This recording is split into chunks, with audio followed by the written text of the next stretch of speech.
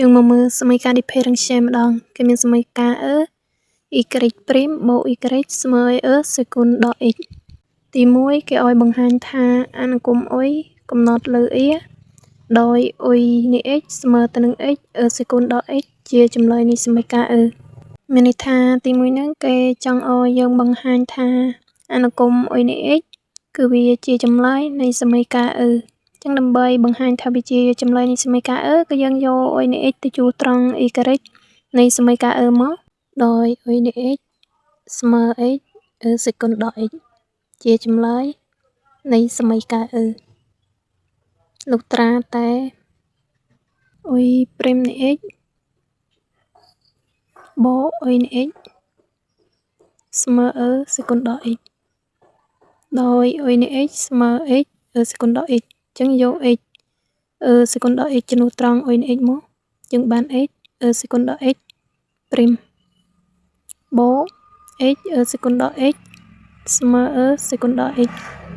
តើមួយយើង derivative មកដោយ x សេគុណដល់ x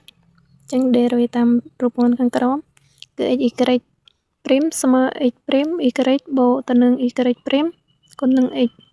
ដាក់តាមរូបមន្តនឹងមកយើងបាន x ព្រីមគុណទៅនឹង សេគុណដល់ x បូក x យើងដាក់ដដែលមកហើយគុណទៅនឹង សេគុណដល់ x ព្រីមបូក x សេគុណដល់ x ស្មើ សេគុណដល់ x ដោយ x ព្រីមយើងបាន1ចឹង1គុណនឹង សេគុណដល់ x គឺវាស្មើទៅនឹង សេគុណដល់ x បូកទៅនឹង x យើង derivative សេគុណដល់ x មកដោយ សេគុណ y នៃ x derivative ស្មើទៅនឹង y ព្រីមនៃ x គុណទៅនឹង សេគុណ y នៃ x ចឹងដាក់តាមរូបមន្តខាងក្រោមនឹងមកដោយ សេគុណដល់ x យើង derivative មកចឹងដល់ x យើង derivative វាស្មើទៅនឹងដក 1ចឹងដក 1គុណនឹង សេគុណដល់ x យើងបានដក សេគុណដល់ x ហើយបូកទៅនឹង x សេគុណដល់ x ដដែលស្មើ សេគុណដល់ x សេគុណដល់ x យើងដាក់ដដែលមកហើយបូកយើងគុណនឹងដកគឺបានដកចឹង x សេគុណដល់ x បូក x សេគុណដល់ x ស្មើ សេគុណដល់ x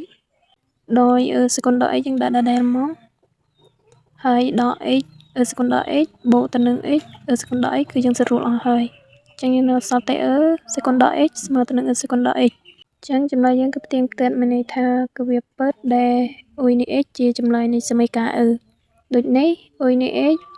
ស្មើទៅនឹង x សេគុណដល់ x ជាចម្លើយនៃសមីការ differential